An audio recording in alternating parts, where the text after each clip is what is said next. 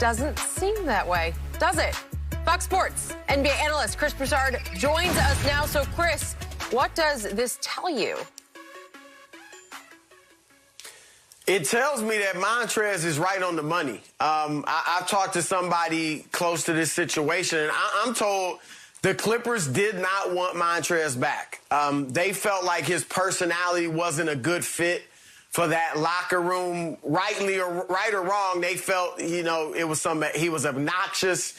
And it just was a big contributor to their locker room and chemistry problems last year. So it also was magnified because that team, and this still is a problem, they don't have a leader.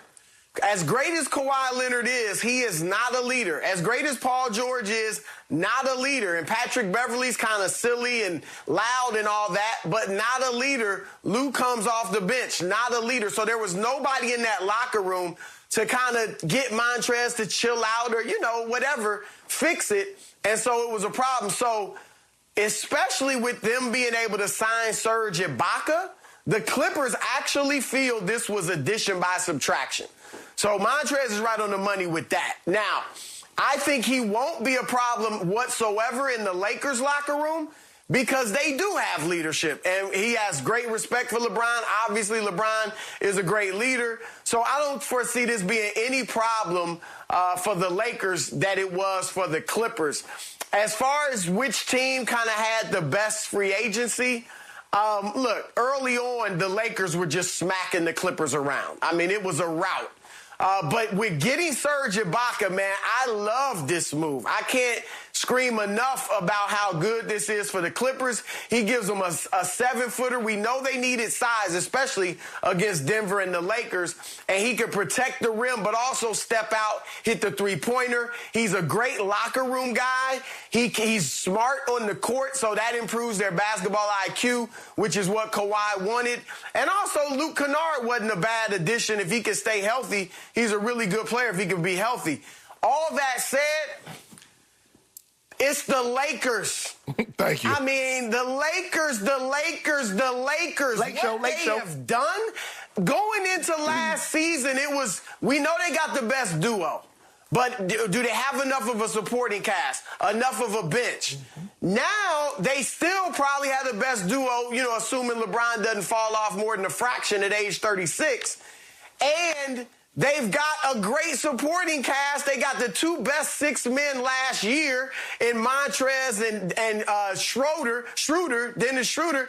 And then Wes Matthews gives them the 3-and-D that Danny Green or Avery Bradley, you lose with them.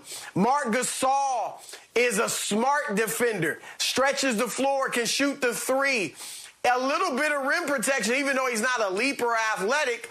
Only thing they lost was athleticism at the rim with Dwight Howard and JaVale McGee. Outside of that, they're better. They are the runaway favorites in the whole NBA. Serge Ibaka was a great defensive player, but Chris, Serge Ibaka hadn't been All-NBA defensive since 2014. And last year, would you believe this? Marc Gasol averaged more blocks than Serge Ibaka. The great rim protector, Serge Ibaka. Marc Gasol averaged more blocks. Well, Gasol started. He got to play more minutes. We'll see how that works out now. And Marc Gasol can pass. He's a very good passing big man. Serge. Pass the pick and roll. Now we can pick and pop. We weren't going to be able to do that. We could just pick and roll to the rim with Dwight and JaVale McGee. Now we can pick and pop. Can you imagine how many lobs Trey's going to get now? But the one thing the Clippers didn't improve, Chris, you came on here last week, said it would be a slam dunk if they got Rondo. Who is going to run the point?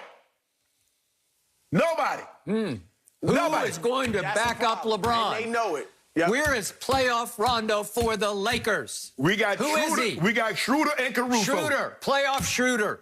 Good luck. We got Rondo paid. Yeah. Remember now, nobody wanted Rondo. The Lakers picked up Rondo for $2.5 million, right, Chris? Time out. I think it's my turn. No, it's your turn. Chris, I'm having the best time sitting over here listening to my man Shannon Sharp try to duck and dodge the truth that you just spoke, Chris Broussard just spoke. What do you...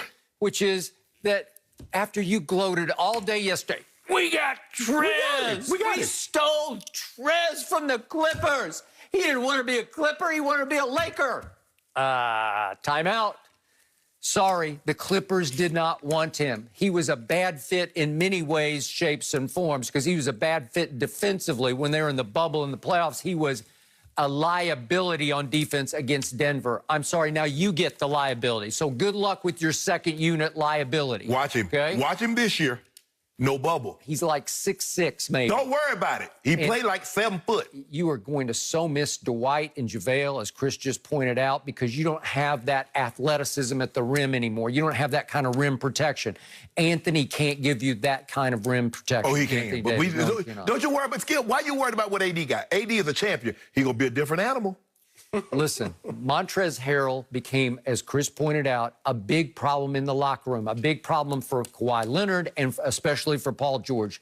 According to our man Chris Haynes, they clashed during and after Game 2 of the Denver series, and Montrezl is all over and saying, you're never wrong. You never admit you're wrong. He's right. Yeah, okay. Well, we'll see how that works. We'll see how LeBron likes having that big personality in his locker room, because when things start to slip south a little bit, you better be ready.